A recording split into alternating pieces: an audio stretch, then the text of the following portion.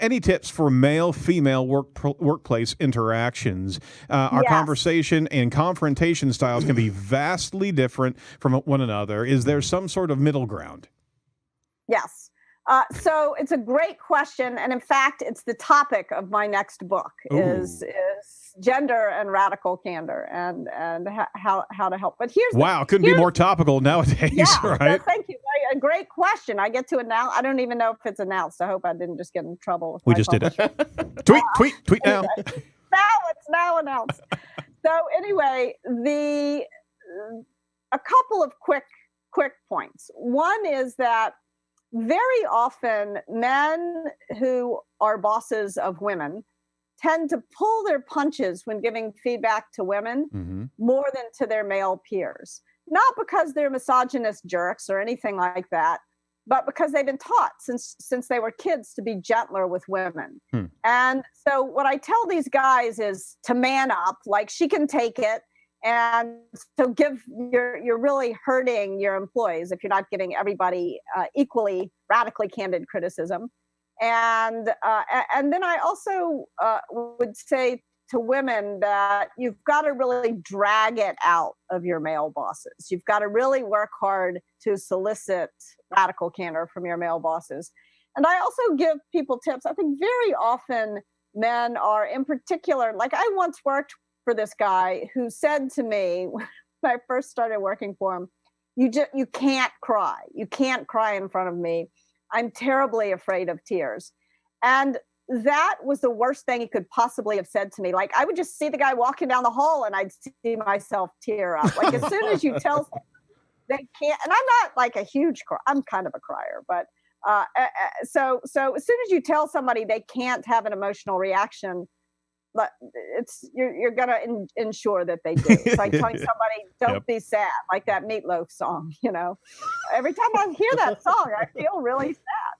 So don't do that. I give some tips for managing your own emotion. One of the things that happens is sometimes our emotions are like the Verrazano State Bridge. You know.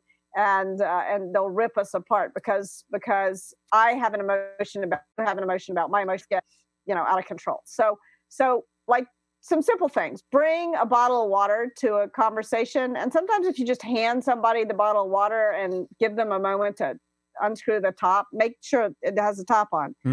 Just give them a moment; they can regain composure because they don't want to get upset. The other thing I tell guys is that men cry too. Like, I don't know, maybe this says something about me, but you cry. I promise you cry. You lie. Not only do you cry, you lie. Oh boy.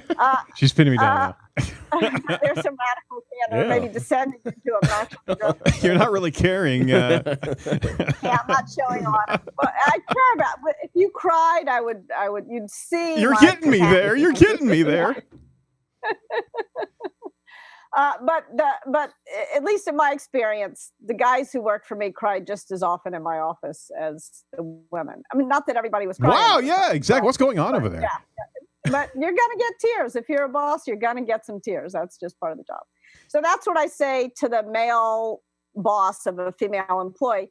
What I say to women who are, especially women who are in leadership positions, when you're radically candid, you're going to get unjustly accused of being obnoxiously aggressive. But people aren't going to say you're obnoxiously aggressive. They're going to call you the B word.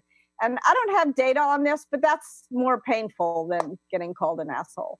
And so it's very tempting as a woman to back off your challenge when this happens, when you get called abrasive or shrill or whatever these gendered words are for an aggressive woman. And often you're just doing the things you have to do to get the job done. A guy doing the exact same thing would be called, a go-getter. And so it's very tempting when this happens because it's painful to back off your challenge. But that's going to land you in an even worse spot than obnoxious aggression. Obnoxious aggression is really bad, but ruinous empathy and manipulative insincerity are even worse. So don't back off your challenge. Do take a couple of minutes to move up on the care personally dimension. I'm not talking about being what Virginia Woolf called the angel in the house. You don't have to bake cupcakes for the whole office, do all the emotional labor. But take a minute to say, look, I'm telling you this thing because I care about you and I want to help, or whatever it is. And that, I think, will help.